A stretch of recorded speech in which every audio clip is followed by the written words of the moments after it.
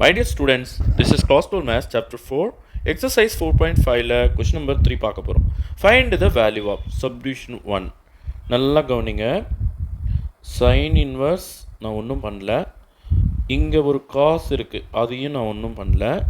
இப்போது sin inverse root 3/2க்கு மட்டும் நான் வேல்யூ கொடுக்க போகிறேன். நீங்களே சொல்லுங்கள், சைனோட எந்த ஆங்கிளுக்கு ரூட் 3/2ன்னு ஆன்சர் கிடைக்கும். இல்லாட்டி இப்படி எடுத்துக்கோங்க, இது சம் ஒய்ன்னு எடுத்துக்கோங்க. Y equal to sine inverse root 3/2. கரெக்டாக? இப்போ சைன் எந்த பக்கம் எடுத்துகிட்டு வந்தால் sine y equal to root 3/2.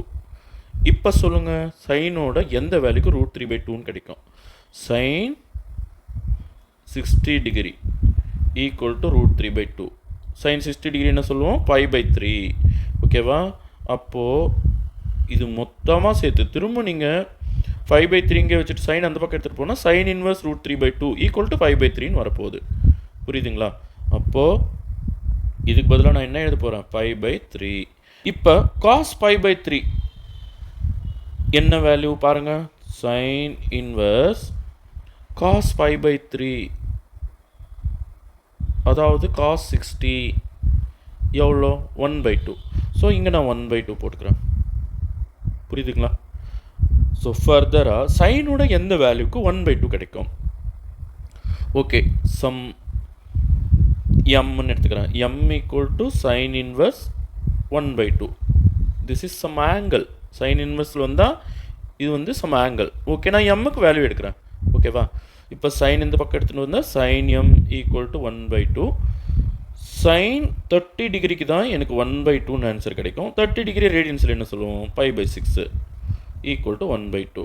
இப்போ மறுபடியும் சைன் அந்த பக்கம் கொண்டு போயிடுங்க. π/6 equal to sine inverse 1/2. Original sum வந்துடுச்சா?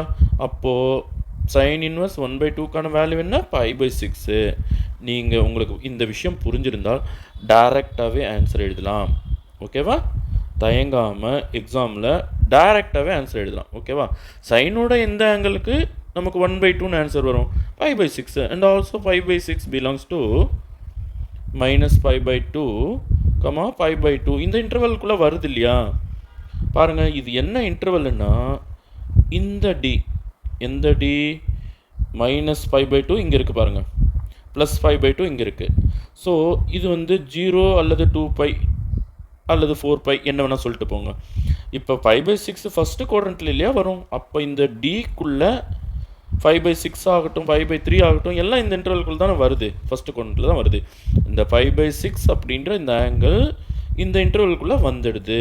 ஓகேவா? நான் இப்போ வந்து உங்களுக்கு இது வந்து டயக்ராமேட்டிக்கலையும் புரிய வச்சுட்டேன். புரியுதுங்களா? ஸோ தாராளமாக இதுக்கான ஆன்சரை இதை நம்ம கொடுக்கலாம். புரியுதாப்பா?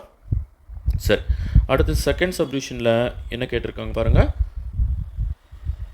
God sin inverse 3/5 plus sin inverse 4/5. இதுதான் கொஷின். இப்போ இது வந்து சைன் இன்வெர்ஸில் இருக்குது, இதுவும் தான் சைன் இன்வெர்ஸில் இருக்குது. சப்போஸ் நான் இதை வந்து காஸ் இன்வெர்ஸில் இதே ஆங்கிள் நான் கொண்டு வந்துட்டேன்னா என்னோடய வேலை ஈஸி ஆகிடும். இப்போ பாருங்கள், நான் என்ன செய்ய போகிறேன்றதை நான் உங்களுக்கு சொல்ல போகிறேன். இந்த பார்ட்டு மட்டும் நான் எடுத்துக்க போகிறேன். சைன் இன்வெர்ஸ் 4/5 மட்டும் நான் எடுத்துக்க போகிறேன். ஓகேவா? ஒரு ரெஃபரன்ஸ் ட்ரையாங்கிள் எடுத்துக்கோங்க. சரியா? இந்த ஆங்கிளை சம் ஏன்னு எடுத்துக்கோங்க. இதுக்கு ஏபிசின்னு பேர் கொடுத்துக்கோங்க. இப்போது சைன் தீட்டா, அதாவது இது என்னென்னு எடுத்திருக்கேன்? ஏன்னு எடுத்திருக்கேன். கரெக்டாக? இந்த சைன் இன்வெர்ஸ் அந்த பக்கம் எடுத்துன்னு போனீங்கன்னா 4/5 ஈக்குவல் டு சைன் ஏன்னு வரப்போகுது. புரியுதுங்களா? அப்போ சைன் ஏன்றது ஆப்போசிட் சைட் பை ஹைப்போட்டென்யூஸு.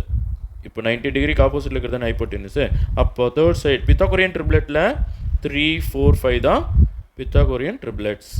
அப்போது அனதர் சைடு என்ன? 3. அப்போ இதையே நான் காஸ் ஏ அப்படின்னு எழுதுனேன்னா எனக்கு என்ன வரும்? Adjacent side by hypotenuse 3/5.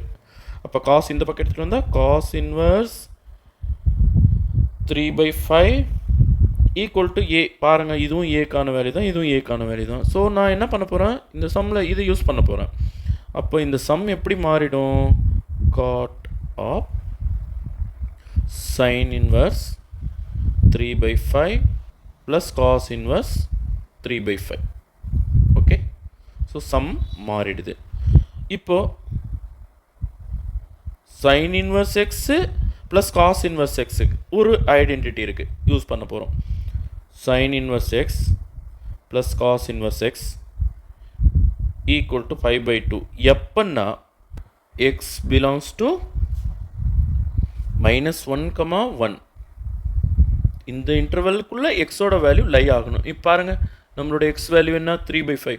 அப்போ 3/5 is a proper fraction which lies between -1 and 1. அப்போது இந்த வேல்யூ இதுக்குள்ளே வருது. தாராளமாக நான் sine inverse x sine inverse x plus cos inverse எக்ஸுக்கு பதிலாக 5/2 யூஸ் பண்ணலாம். ஸோ தாராளமாக நான் இந்த ப்ராக்கெட்டுக்குள்ளே 5/2 போட்டுக்கிறேன். ஓகேவா? இப்போது இது வந்து காட்டில் இருக்குது, கரெக்டாக?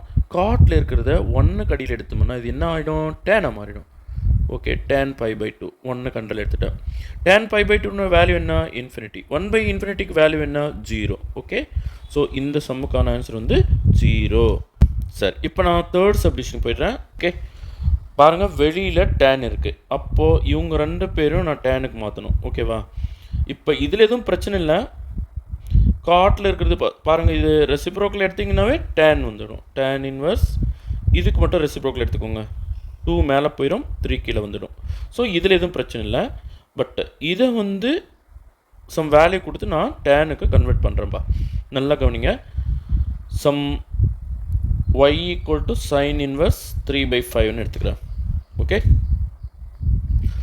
இப்போ சைனை மட்டும் இந்த பக்கம் எடுத்துகிட்டு வந்தோன்னா sine y equal to 3/5. Okay, மறுபடியும் ஒரு ரெஃபரன்ஸ் ட்ரையாங்கிள், பித்தாகோரியன் ட்ரிப்ளெட். இதுதான் என்னோடய y. அப்போ சைன் ஒய்ன்றது ஆப்போசிட் சைட் பை ஹைப்போட்டெனியூஸ். அப்போ அட்ஜஸ்டன்ட் சைடு வந்து பித்தாகோரியன் ட்ரிப்ளெட்டில் 4 வரும். அப்போ நான் டேனுக்கு மாற்றணுன்னா tan y ஈக்குவல் டு என்ன வரும்? 3/4 வரும். Opposite side by adjacent side. Okay, அப்போ tan y equal to 3/4. But எனக்கு என்ன வேணும்? ஒய்யோட வேல்யூ வேணும். அப்போ y equal to tan inverse 3/4. பாருங்கள், இதுவும் ஒய்யோட வேல்யூ தான், இதுவும் ஒய்யோட வேல்யூ தான். ஸோ நான் என்ன பண்ணுறேன்? இதுக்கு பதிலாக இந்த ஒய் வேல்யூ யூஸ் பண்ண போகிறேன். அப்போ tan இன்வர்ஸ் 3/4. புரியுதுங்களா? இப்போ அவுட்டர் மோஸ்டில் இன்னொரு tan இருக்குது. ஓகே, சரி. இப்போது இதுக்கு ஒரு ப்ராப்பர்ட்டி நம்ம யூஸ் பண்ண போகிறோம். அது ப்ராப்பர்ட்டி என்னென்னா tan inverse x plus tan inverse y equal to tan inverse x plus y by 1 minus xy. So இந்த ப்ராப்பர்ட்டியை நான் இந்த ப்ராக்கெட்டுக்கு அப்ளை பண்ண போகிறேன். இப்போது வெளியில் இருக்கிற டேன் நான் ஒன்றும் பண்ணல. இது ரெண்டுத்தையும் சேர்த்து ஒரு டேன் இன்வர்ஸ்குள்ளே கொண்டு வர போகிறேன். ஒரு டேன் இன்வர்ஸ் எக்ஸ் யார்?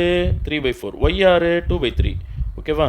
சரி, இப்போது 3/4 ப்ளஸ் 2/3 கீழே 1 மைனஸ் இவங்க 2 பேரும் மல்டிப்ளை பண்ணிக்கணும். 3/4 இன்ட்டு 2/3 ப்ராக்கெட் க்ளோஸ்.